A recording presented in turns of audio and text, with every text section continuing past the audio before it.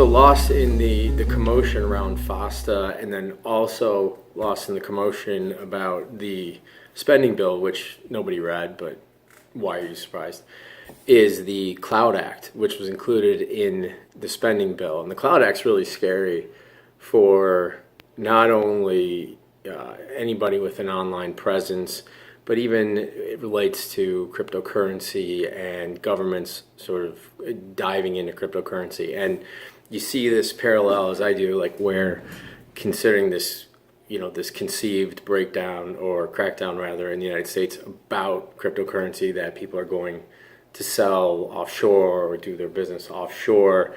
But this Cloud Act, which no one really realized passed because it was lumped in with all a bunch of other, shit, is pretty significant. One, the Cloud Act enables foreign police to collect and wiretap people's communications from U.S. companies without a warrant, right? So that is a massive, massive Fourth Amendment issue.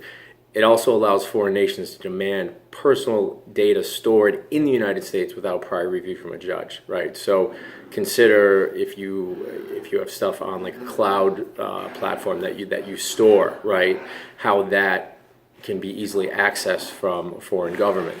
Third, it allows the president to enter into certain executive agreements, right? So agreements by fiat that allow foreign countries to seize data from your cloud storage, from your social media, whatever the case may be. And it finally allows foreign police to collect data without notifying them about it, right? Whereas that's the difference here. So you've got this total breakdown of any Fourth Amendment right.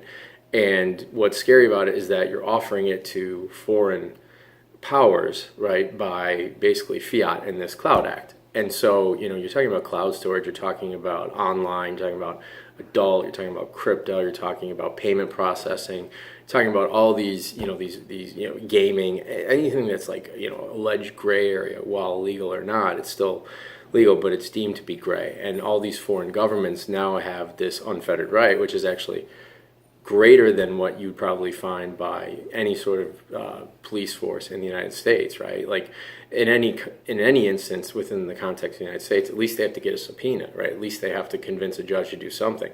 Like the Cloud Act basically allows, the president to make deals, these treaties, like with anybody, right? Much like tax treaties and judgment enforcement treaties and but it also lowers the standard for foreign entities trying to obtain information from U.S.-based companies and U.S.-based sources about U.S. residents.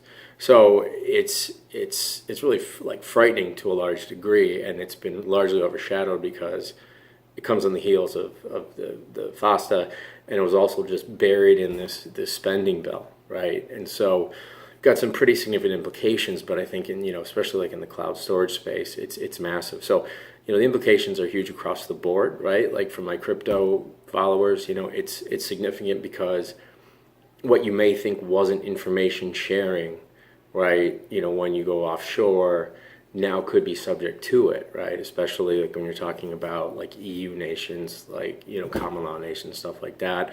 And then, for my adult clients, things like that, I mean, you don't know what the implications are, right? Because the laws related to indecency are so wide and varied, and any one country would now have this unfettered access to your content, right? So it's ostensibly could be a very frightening thing, but at a minimum is something to watch out for. Any law is law, whether they choose to enforce it vigorously is one thing, right? And there's the majority of the laws in the books arguably aren't enforced. But neither here nor there, that's terrible legal advice. And I'm telling you that, and I'm an attorney. So check out, the Cloud Act. Be wary of it. You have questions, hit me up, at Tracy from TracyFirm.com. I'm Adam Tracy. I'll talk to you later.